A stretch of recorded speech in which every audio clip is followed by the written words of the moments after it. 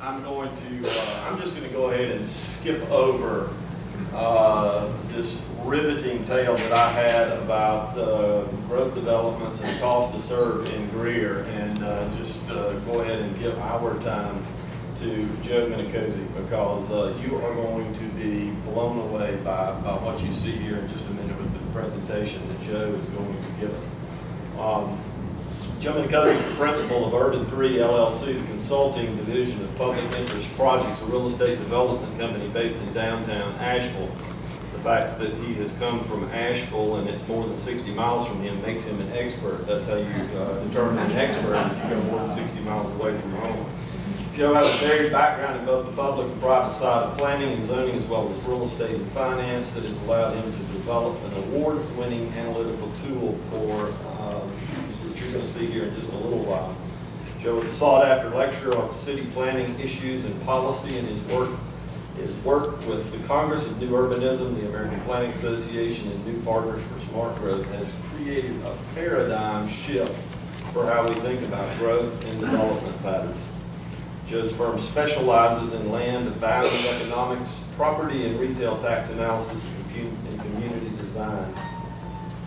Joe's work empowers his clients with the ability to promote development patterns that secure a community's fiscal condition while reinforcing a stronger sense of place. As his company's name implies, cities and towns represent a 3D representation of space, which creates the built environment which serves as the basis for urban design. Joe's unique analysis provides a better understanding of this environment by measuring data and then visualizing the results. And I'm sure we're going to see that as well today. I have seen Joe's presentation and his data-driven approach to the practice of building better communities, and I can assure you that you will never look at a piece of land, a vacant lot in an urban setting, or a new building in the same way again following his presentation. Please join me in welcoming Joe Minicozzi of Urban 3 to our 10 at the top 4.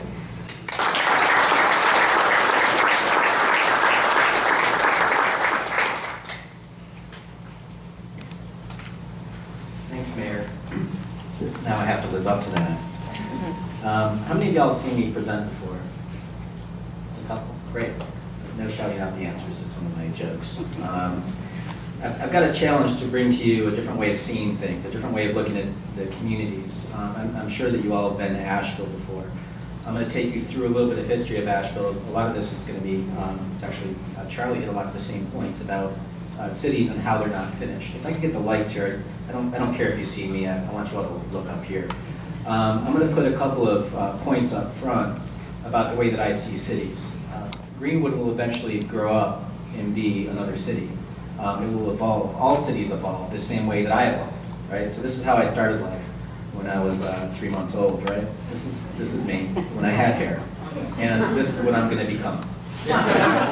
So I'll be Papa whether I like it or not. You all do this, right? You look at your family members and you see these things. More importantly, I see my dad, and I have a couple of things I have to contend with. Number one, I'm Italian. You can see that from my name. We like to eat a lot, being Italian. You can see that on my father. We also have a genetic predisposition to heart disease. So I know that I have heart issues in my family. It's a no-brainer to me that I'm going to have to deal with that in my future. So I could choose to continue to eat like an Italian would and have a lot of pasta and pizza and all of the other bad things. Or I can do that and exercise, right? So think about this. You know this is in you. Your city is just a child about to grow up. Or in the case of Greenville, it's an adolescent dealing with adolescent issues. But Greenwood was eventually going to be Greenville. So knowing this and planning for that, that's that work that you constantly have to do. I constantly have to work on my body and see myself being Papa. Did y'all get that? That's my lesson number one up front. What's your community, where are you going, and what are you going to be when you grow up? The second is a test. I want to get you to see the way that we see data. So I'm going to ask you a really simple question. I know that it's in the afternoon. This is a really simple kids puzzle. Just tell me how many shapes you see in this next image. It's real simple. Just count the shapes. How many shapes do you see? Ready, go.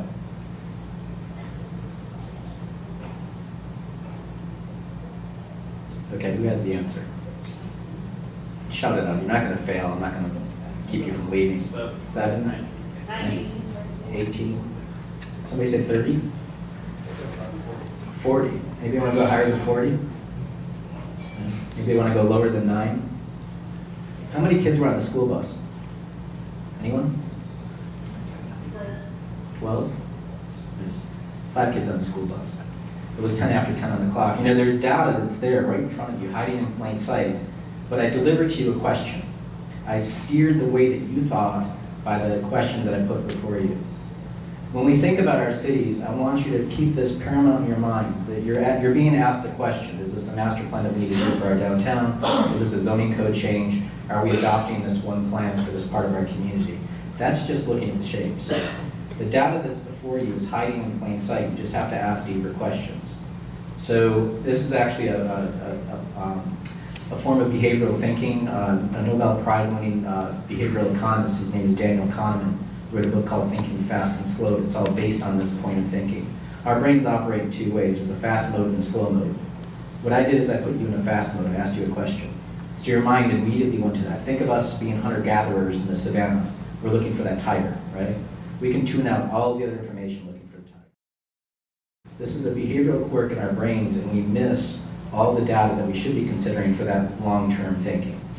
So that's it. These are my lessons up front. Now let's get into the story. So y'all know Asheville. It's up in the mountains. I just rolled downhill to get here. We're in this beautiful setting. We have bluegrass music. We have lots of beer. We're up to 20 breweries now. It's getting kind of insane. And you know, just quirky, typical little mountain town with men dressed as nuns on tall bikes that eat fire. Your typical place, right? We didn't start this way. This is Asheville back in the 1800s.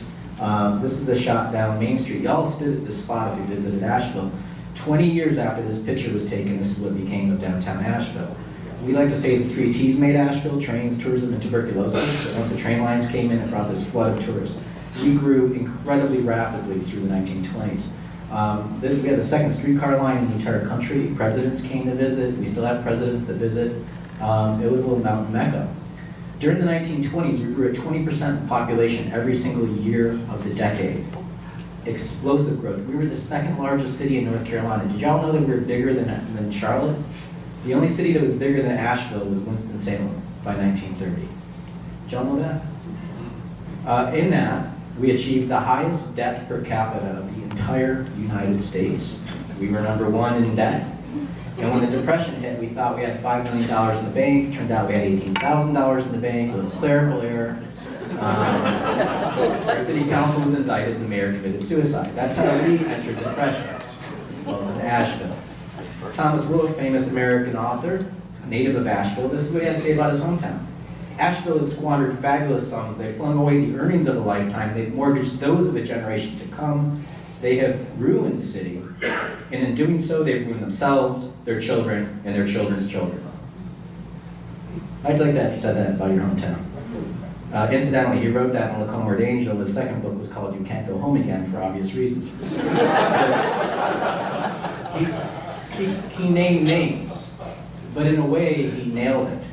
Asheville, with that debt, the federal government, in part of the New Deal program, was absolving a lot of southern cities of their debt. Asheville, in this kind of proto-Tea Party way, basically told the government to take a hike. We're going to pay that debt off. It took us until 1976 to pay off that debt. Now, to show you the damage to the children's children, this is the newspaper headline from the day that we paid off 40 years of basically shackled debt. We didn't even make it above the fold. There it is. It's number 3 story behind somebody dying in a prison fire and something about abortions. Now think about this. This debt that we've carried around didn't even beat somebody dying in a prison. This is the damage that it did in my community. So when we did get out of debt, we tried to catch up with other communities. We tried to do everything else that everybody else did to try to succeed. So we built highways. We cut a highway through the north side of downtown, which became the Crosstown Expressway. And for those of you that have been to our downtown 40 years ago, you might remember a thriving downtown, but what happened when we cut the mountain open, we did the boat catcher cut. I love that it's on a postcard, by the way. This is awesome. On the other side of the cut, the mall happened and our downtown died. We went through the same experience that every American city did. We basically followed everybody off the cliff and did the exact same thing. So this is downtown Asheville from 1996. That's a 1996 Chevy Celebrity right there. Look at this wonderful fixer-upper. Why don't y'all come up to Asheville and help work on this puppy, right? This is what we had in our communities, boarded up buildings. We apparently had the same aluminum contractor that Greenwood had. So we just kind of boarded up and hope it disappears. Look at all the stock. We were too poor to tear it down, and we couldn't take part of the urban renewal because we had bad credit. That's it. That's the history of Asheville. So when you all go up to visit Asheville, we have this stock that was just sitting there ready to be polished. So, like a Greek choir, anytime somebody tried to fix our downtown, those children's children would rise up and say, that'll never work here, don't even try. We're not those urban people, we're not Manhattan. You know, we've been down that road. Y'all have some of those people in your community? Every community I go to has these people. So, our firm was started by this gentleman here, Julian Price, who was a native of Greensboro, inherited a lot of money. His family had the Jefferson Pilot Insurance Company. He was a philanthropist, and then he just decided, I'm going to try something different. So he took his inheritance and folded it into a for-profit real estate development company. 75% of our money goes into the sticks and bricks. We do buildings, mostly about getting residential downtown. 25% we reserve to seed entrepreneurs. So we find people with crazy ideas, like the first vegetarian restaurant. They couldn't get a bank loan. I don't know if y'all have ever been on the Laughing Sea, but it's now an Anchor in downtown Asheville, the nightclub, the Orange Peel. You know, we just think of, what do downtowns have? Entertainment, restaurants, people living there. This is one of our buildings before and after. This is the Malaprops bookstore. These are 400 to 600 square foot unit apartments. So let me ask you all, who in this room would live in a 400 to 600 square foot apartment? Yeah, one person. Let me change the question. Who in this room has lived in a 400 to 600 square foot apartment? That was our consumer preference survey, right there. You know, we just thought about what a city is. This is 26 apartments. Surely there's 26 people that are new to town, recently graduated, recently divorced, downsizing. This has been 99% leased up ever since we opened the doors. This is called a home run in the real estate development world. The banks wouldn't finance this building. You had to do it with 100% equity. This is the reality of how cities operate. So Julian also was a bit of a rabble-rouser. He passed away in 2001. In 1993, he had, this is what Asheville looked like. That's the Grove Arcade, completely bricked in. He had a Zone magazine to try to, again, lift the spirits of the children's children. I love this quote that he used from Arthur Frommer. Among cities with no particular recreation appeal, those that have preserved their past continue to enjoy tourism. Those that haven't received no tourism at all. Tourism simply doesn't go to a city that's lost its soul. 15 years after he published that, is this kind of way to lift people's spirits. Farmers Magazine lists us as the number 5 place to visit in the country. Just last year, we got listed in Farmers as the number 1 place in the country to visit. We get 9 million tourists a year through our downtown, and we started mostly by just trying to get people living there. So again, we think about what cities are and the way that they operate. Now, Julian used the print media. We kind of take it to the next realm using PowerPoint as our weapon. My job when I was working at PIP was to talk about the data, to bring the information to our community, and I would do a ridiculous amount of PowerPoints. I used to joke at one point that I would do birthday parties and bar mitzvahs, just showing up with this data. It's important. The question to put in your mind is, what is a city? What are you building? What's your community? For me, a city is a finite boundary of land. My city, Asheville, in fact, our state legislature just passed a law saying that my city is not allowed to annex until 2026. They just took that right away from us. It's actually written into the state charter now, so go ahead and try to change that. So my city is a finite boundary of acres that needs to be managed. We have a portfolio of $15 million. My city is a portfolio of $12.8 billion real estate development. To think about it as a corporation is critically important. So let's just look at Oxford American Dictionary and look up incorporate. To constitute a company, a city, or other organization as a legal corporation. So mayor is a CEO of a multi-billion-dollar corporation. Asheville is $12.8 billion, which is 4 times Donald Trump's personal wealth. Do you think of your community that way? Do you think of your elected officials as CEOs and the board of directors for those corporations? This is what I want you to start to think about with your community. So when we do that, we bring portfolio management tools into the thinking of cities. I love this quote from Michael Bloomberg, "In God we trust, but for everyone else bring the data." What data belies your city and how it functions? So is this too nerdy or getting too nerdy for you guys? Are you following me? So if we look at buildings like product, when farmers farm the soil, they don't farm the entire farm. They farm what they feel is economically feasible with the crop yield per acre, the cost in the marketplace, what it costs to fertilize that per acre, et cetera, et cetera. This is one of our buildings, the old JCPenney's building. It's interesting you've got JCPenney's as well. We made a retail, office, and residential above that. There's folks that came in, the city actually took the lead in the late 80s, early 90s. They did a bunch of streetscape projects like this one here. Those individuals were accused of subsidizing downtown property owners by building sidewalks. So even though the entire world can walk on this, and y'all, some of you may have even sat on those benches, let's go ahead and own the fact that the community gave us this gift with a sidewalk, 2 benches, a street tree, and a bike rack, a garbage can, right? Thank you, city. We took this from $300,000 of value, that's it, to over $11 million. So the way that we see it is this piece of portfolio inside our community now pays 3,500% more taxes. Think about that. That's 3,500% more stuff that my community can afford. Do y'all have a 401k plan that grows by 3,500%? Savings account? Now think about this. This is a piece of the community's wealth. We don't get that money. It goes into the community, into our coffers. That's an incredible bonus over a 15-year time period. And people say to me, like, well, Joe, that's fine. We've got this Walmart over here at $20 million of value, which is impressive. Walmart pays $221,000 in property taxes, a huge sum of money. Well, there's my house over there. Those are my dogs. My dogs think they're lions, by the way. But we're on 1/10 of an acre, and we pay $2,000 in taxes. So if you had a 1-acre cookie cutter that fell into my neighborhood, it hit 10 houses, or 10 times 2, which is about $20,000 an acre. You follow me? Take that 1-acre cookie cutter, float it up in space, and divide Walmart's tax bill by the 34 acres that it's sitting on. Its tax productivity is $6,500. Now, if you had an acre of our building, this is what you get. So if you're running a community, what kind of cash flow do you want to have? I was presenting this in Denver, Colorado. I wanted to make it real simple for them. And I said, look, you got an acre of land to grow something in Colorado, what are you going to grow? This joke works in Asheville too, by the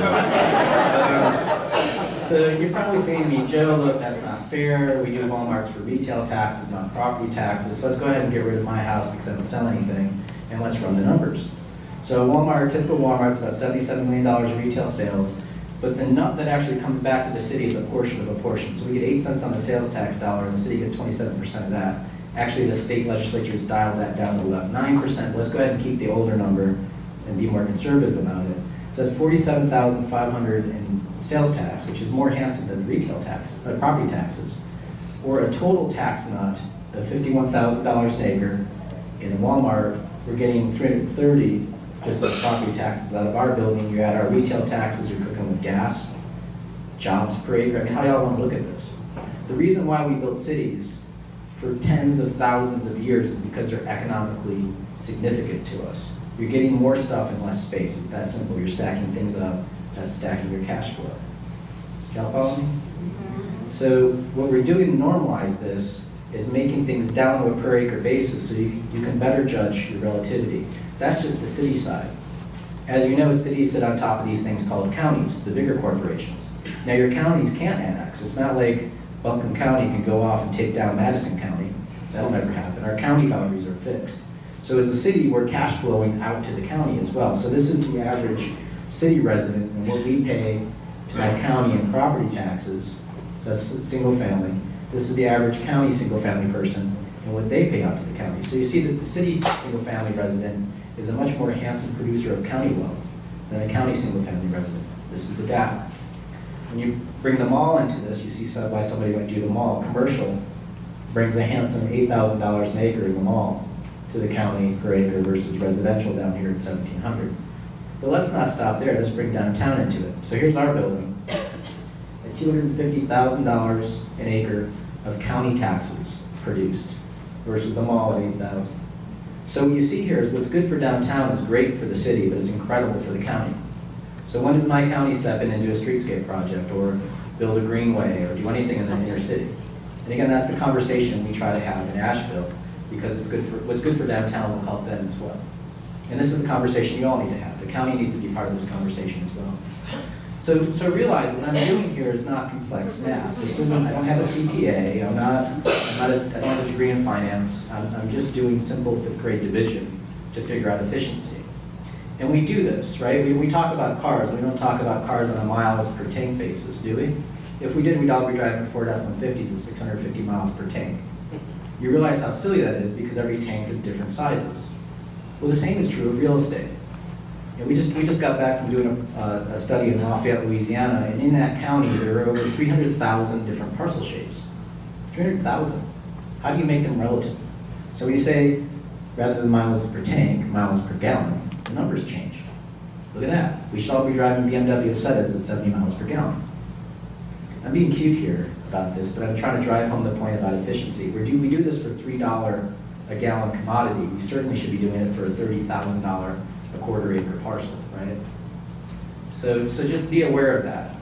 So we've done analysis all over the country, even in Canada, and we see the same trend.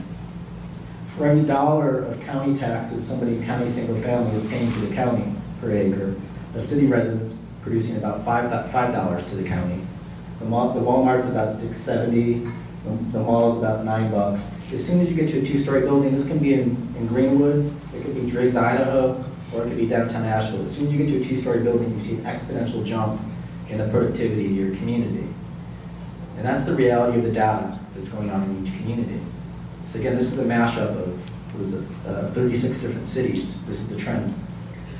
So realize these are just the relentless rules of humble arithmetic. If you do the math on this stuff, it will reveal to you what's going on in your own community. So we can do this. We do this with technology, right? I can show you an X-ray and you can see hard tissue inside your body. I can show you your fillings, right? Change the computer, get you different data. I can do an MRI. I can even do a 3-dimensional image of your brain. So we have technology out there, and actually many of your governments, to take the city, set it aside, and you can do the GIS analysis. Typically it's used for things like infrastructure, roads and stuff like that, the buildings that are built on those roads, and then the ologies, the hydrologies, the geologies, and mapping the earth, right? So if you can get in there and separate the stuff and split away the man-made versus the natural, can we map the taxes? Can we map the tax productivity to see how that's going in your community? So in Asheville, this is the miles per tank map. We have non-taxable. This is a big piece of the national forest right here, in the reservoirs. So non-taxable is gray. Low value is in green. High value is hot. So this is the Biltmore estate, right? Incredibly potent property, a multi-million-dollar building, very valuable. But it's also sitting on 8,000 acres. So this is the miles per tank. This is the miles per gallon. Now, for those, this is kind of nerdy to look at. Let's just look at it in 3D. Can you all tell me where downtown Asheville might be? Boom. So that's the productivity, that's the punch that our community gets out of our downtown. Now realize, there's 6 mills, which is my county property tax bill, that is laid across this model like a blanket. Where does the county get the biggest punch for its dollar? Right there, right? So this is a way to make it graphically clear what's going on. We did this in Austin. We're nerds. We like to do this their map. You can tell where downtown Austin is, right? This is Travis County. They gave us more data, so we got a little bit more crazy about the data. So this is another way of looking at it. This is called a cartogram, where we do a 2-dimensional distortion of information. So this is a map of energy sales in 1921. You can see South Carolina is number 18, which is 1/18 the size of New York, which is the number 1 seller back in the day.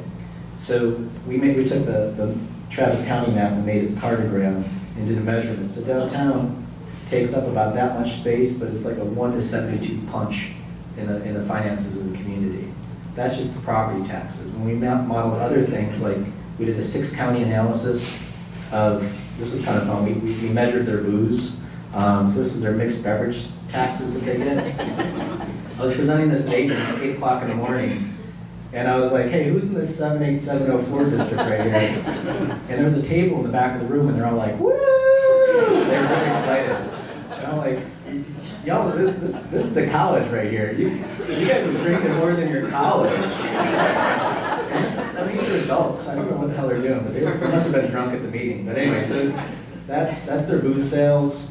This is the hotel sales, you see again, downtown's killing it. And again, this is a 6-county map. When we did the retail sales, we were kind of blown away because this is the mall zone, right? A 100% almost monolithically commercial environment, and it still doesn't keep up with the downtown. It's got to have the burden of government buildings, residential, nonprofits, churches, things like that. So this is the data. We're agnostic about it. It is what it is. One of the board of directors asked me, he's like, well, my daughter, she shops at the mall. She blows $250 a month at the mall. And I said, yeah, how often is she shopping? 6 times a month, 8 times a month tops. And I asked him, I said, so what did you spend at lunch today? He's like, $12. I'm like, what do you spend every day? He's like, $12. Multiply it times 20. You know, the data is there, just look at it. Remove your biases. I don't know if you have all read the book Moneyball. This is essentially Moneyball for cities.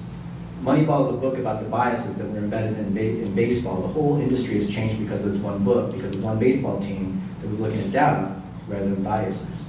So again, let the math reveal what's going on. So this is the total economic effect of the Travis County region in downtown Austin.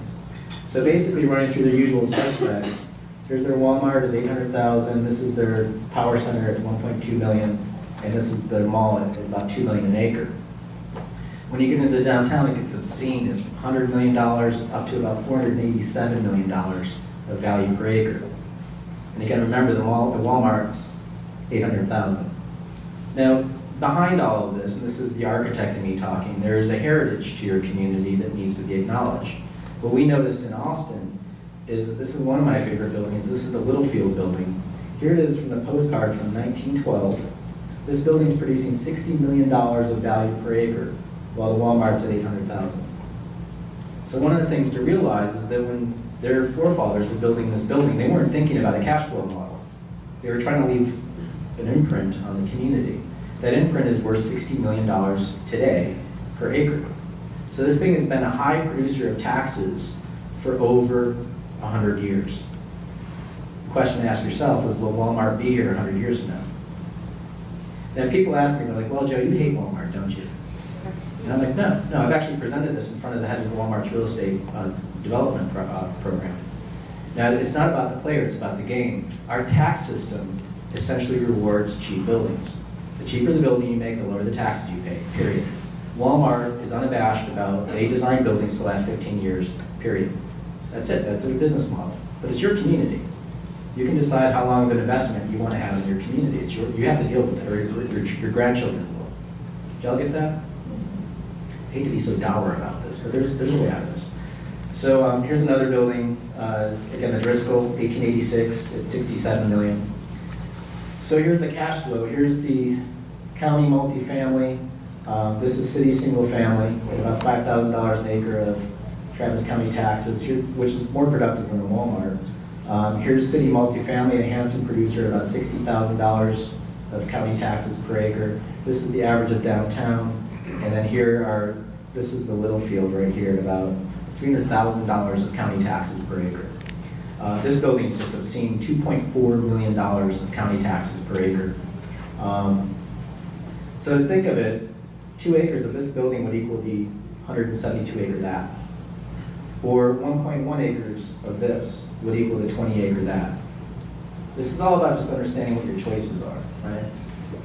So people say to me, like, well, Joe, that's fine, but people don't want that.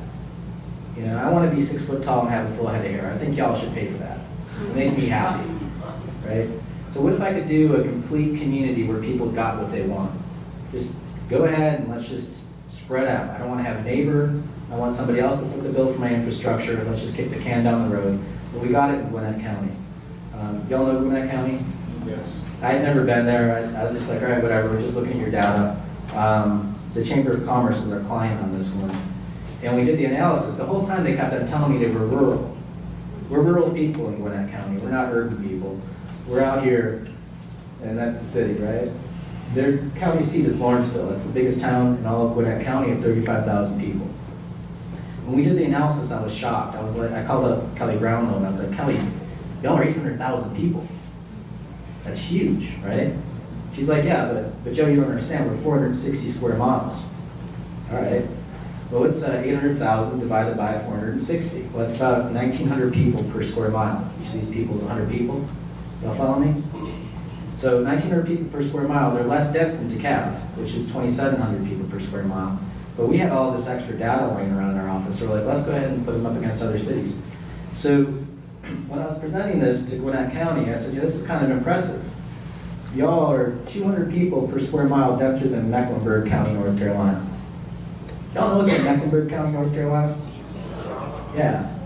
I was like, how the hell did you guys get 200 people denser than Charlotte and never produced a Charlotte? I mean, to me, this is mind-blowing. You didn't produce a Charlotte, you didn't produce a Nashville. You're 600 people per square mile denser than Nashville. You're almost 1,000 people per square mile denser than Austin. There's Raleigh, Asheville, and Chapel Hill. Chapel Hill is 35,000 people. This is what rural looks like. That's not. That's the data. So when we did their model, we were kind of blown away. I was talking with Josh McCarty made the model. I was like, wait a minute, turn it on its side so we could see this thing. And I was like, what the hell is going on? It's just like one big thick carpet of this stuff, right? This is what we typically see. I don't have to tell you where downtown Chapel Hill is, or downtown Carrboro, or downtown Hillsborough. You see the spike, boom, boom, and boom. So this community consciously chose to suppress the towns and not let the towns grow up. The county actually competed with the towns and filled in the gaps between. So I asked them, I said, are y'all having budget problems? Oh yeah, we can't afford the infrastructure. Funny how that happened. You know, they took on all of this horizontal infrastructure, they've got nothing to cultivate that well. So when you when you look at what they've produced, the top end of Gwinnett County, that's the highest value per acre. This is the most dense county out of all these on this chart. That's the wealth that they created. They got what they asked for. They got a low-rise, low-impact community. They got all the impacts of infrastructure. So just for fun, just to rub it in a little bit, we made an economic heart monitor. So we've got Nashville, Austin, and Lawrenceville, and we ran their economic pulses. Like, let's see, we're peaking out at 192 million an acre here, 476. Y'all are flat down at 8. You know, that's the reality of their situation. These are conscious choices that they make. So what I want you to realize, there's a behavioral economics at play, that we in development will follow your policies. We will see these paths. So this is one of my favorite maps. This is Cheyenne, Wyoming. You've got two values in your real estate. You've got your value for your dirt. Is there an assessor in the audience? Any assessors?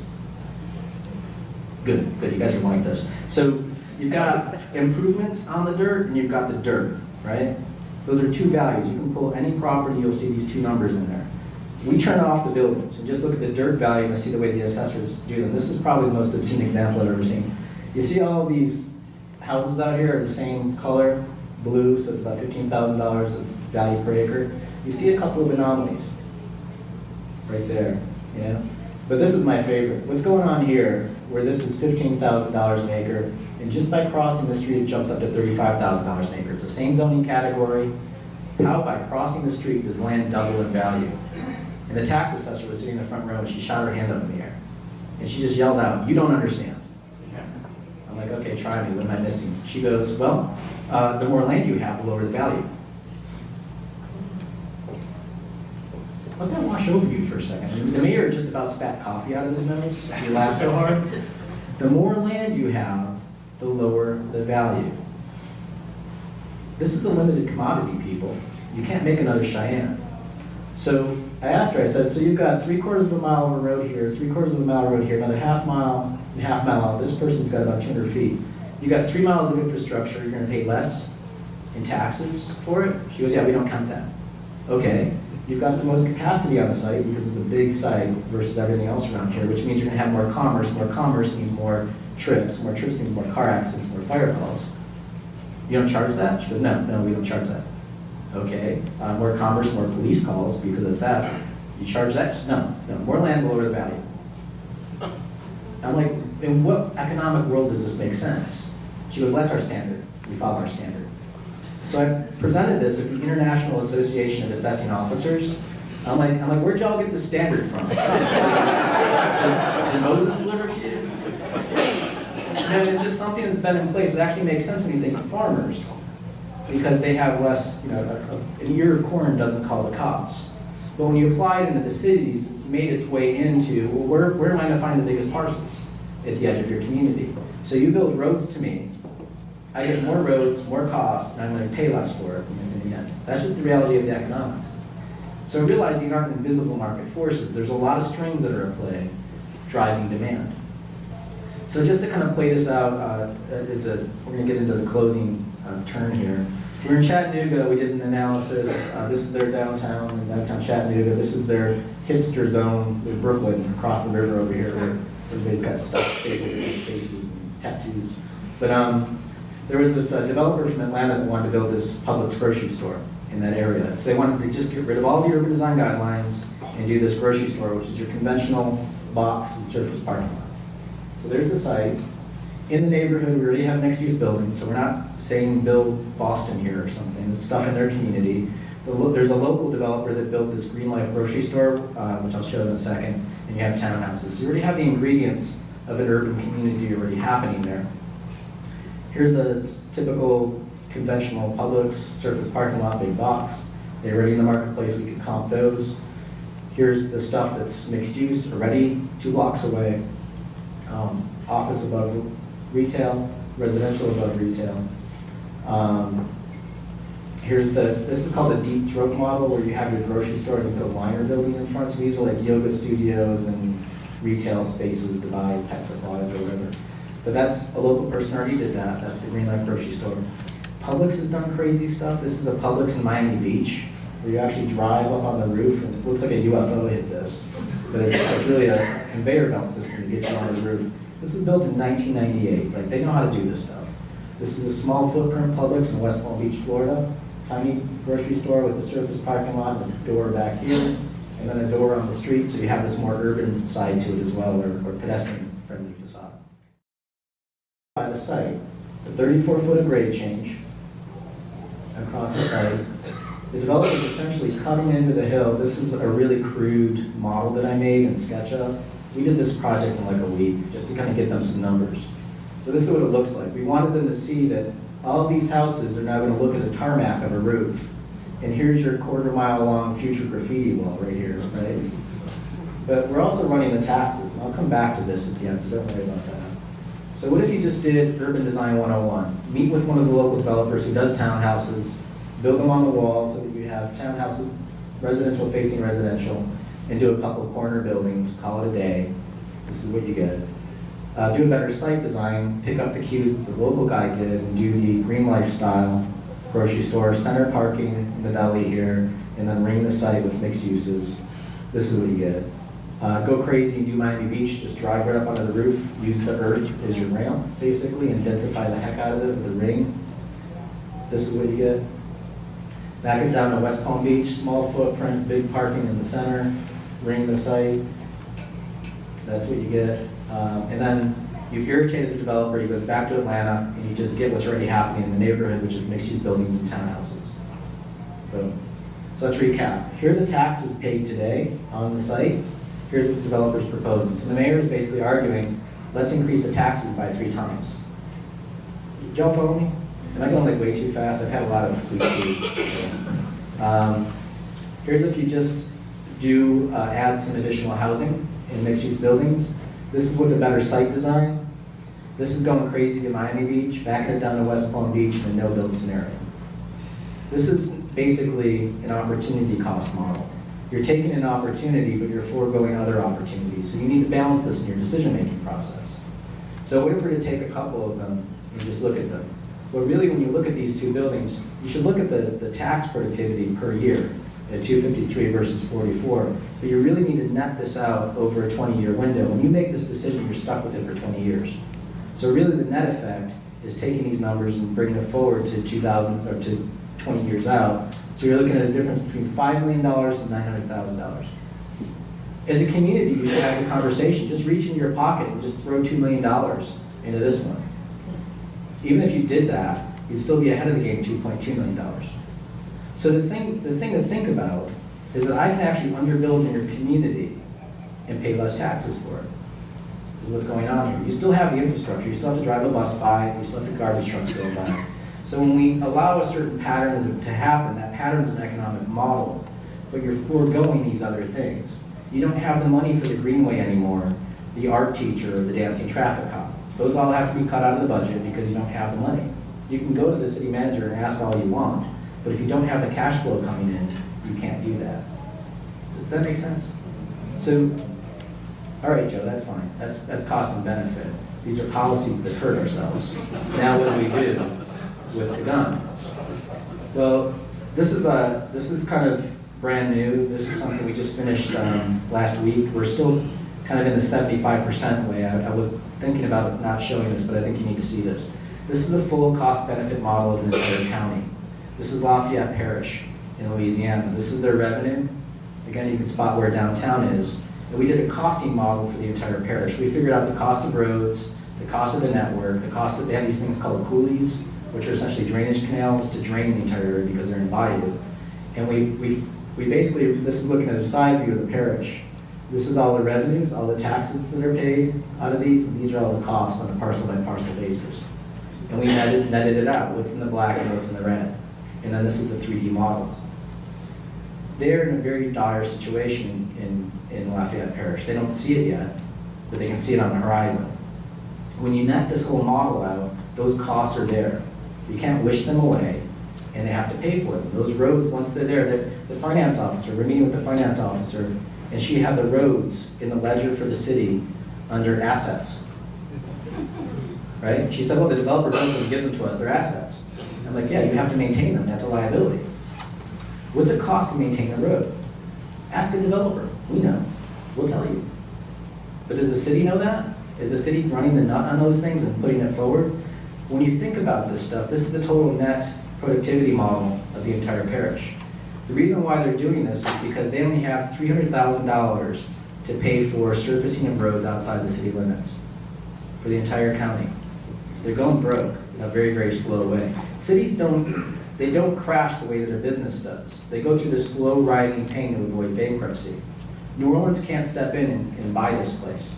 The community's got to deal with it. So they just start cutting services or they raise taxes. But the third paradigm is we need to rethink what we're asking for in our communities.